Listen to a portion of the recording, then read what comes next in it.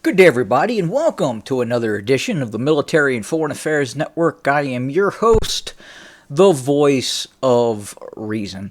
Today, we're continuing our ongoing coverage of the war between the Russian Federation and the North Atlantic Treaty Organization and its proxy forces, the Ukraine.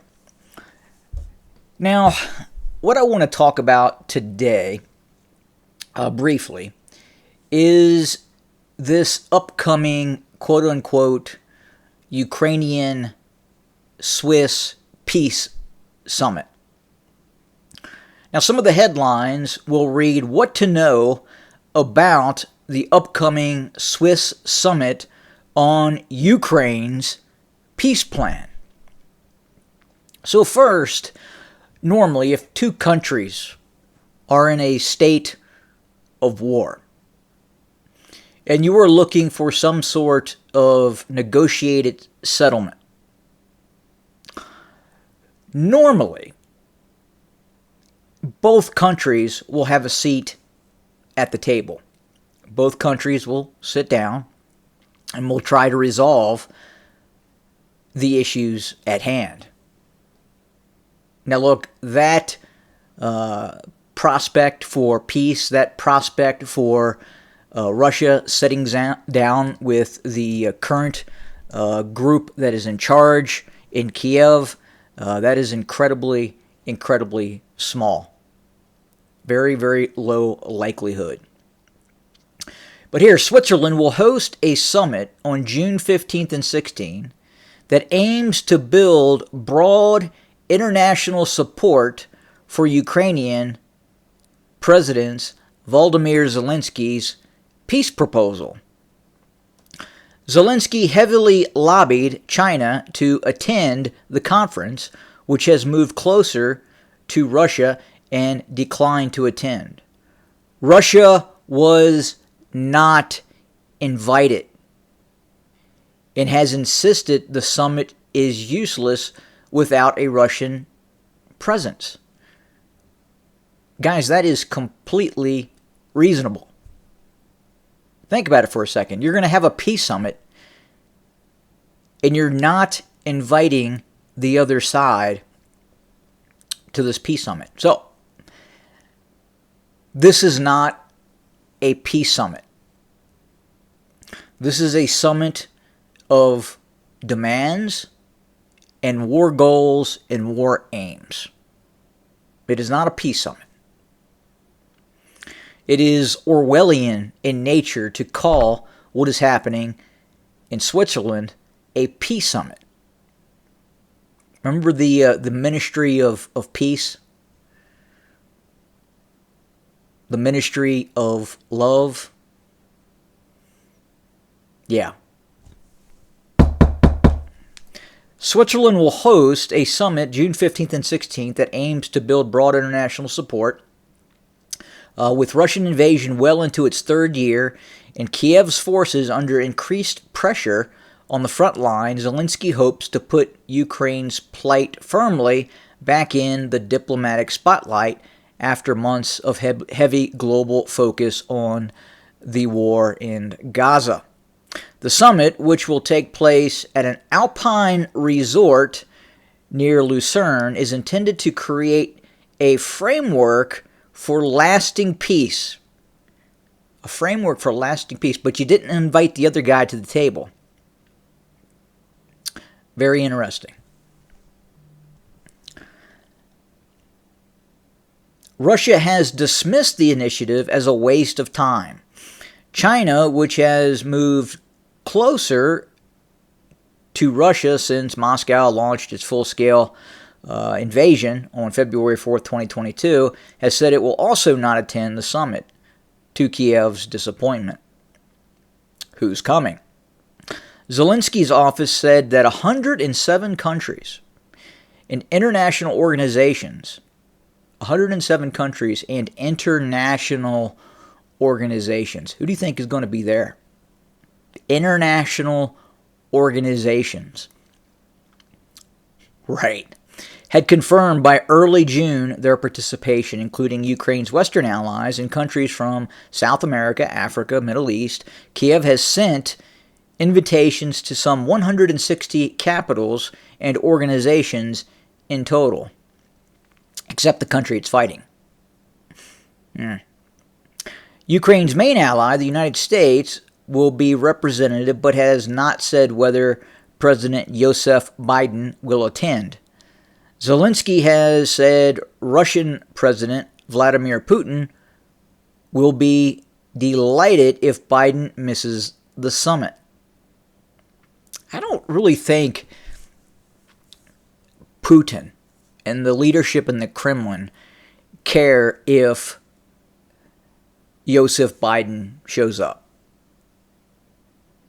The Kremlin is fully aware that Joseph Biden is not the shot caller at the White House. In all probability, if Joseph Biden is put on Air Force One and is transported to Switzerland, he will be told where he is going, and then in 15 minutes he will have no idea where he is going. Yeah, the information that we have is, again, Mr. Biden is in no position to be in the current role that he is in. Ukraine has said Moscow could be invited to a future summit to discuss an end to the invasion. But here it is, wait for it, but on Kiev's terms. But on Kiev's terms. So you're on the losing end of a war of attrition. The Russians are not going to stop the war. The war is going to intensify and probably expand. And you're talking about Kiev's terms. So what are Kiev's terms? Well, the terms are that Russian forces will pull out of all areas, as you can see here, that are highlighted in orange and dark red in color, but also the complete withdrawal of Russian forces from the Crimea. That is never going to happen. Ever. Russia will use tactical and or strategic nuclear weapons before they allow Ukrainian forces to roll in to Sevastopol. Not going to happen. Just eliminate it from your thought processes. Now the problem is, here in the United States, with the uninformed urbanite, when they hear Sean Penn and Volodymyr Zelensky get up on the podium and start talking about demands and what Kiev wants, they're not going to get it. It's not going to happen. So it's really asinine that they are calling this a peace summit in Switzerland, because it's not that. It is more or less a war summit. It is the exact opposite. It is designed to strengthen alliances and get further aid, monetary aid. And that's the biggest thing right now for the Ukrainians, outside of its a serious issue with manpower and Ukrainian fighting age males fleeing into Western Europe. Millions of Ukrainian fighting age males have fled into Eastern Europe. Western Europe. Well, you could say it's Eastern Europe as well.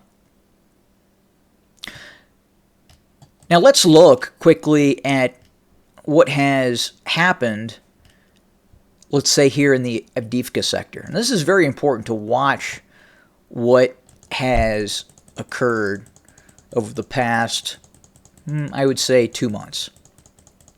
Since the fall of Avdiivka, since the Avdiivka nut was cracked by Russian forces. And again, this has been a slow, very methodical drive, but mainly designed on the principles of a war of attrition.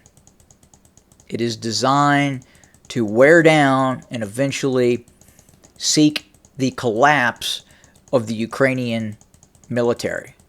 And I've gone all the way back to April 10th. And as you can see, Russian forces cracked the main defensive barrier around Avdiivka and in Avdiivka, and then steadily pushed to the west-northwest. And we'll just zoom this forward where you, the viewer, can see what exactly has happened as this operation has continued.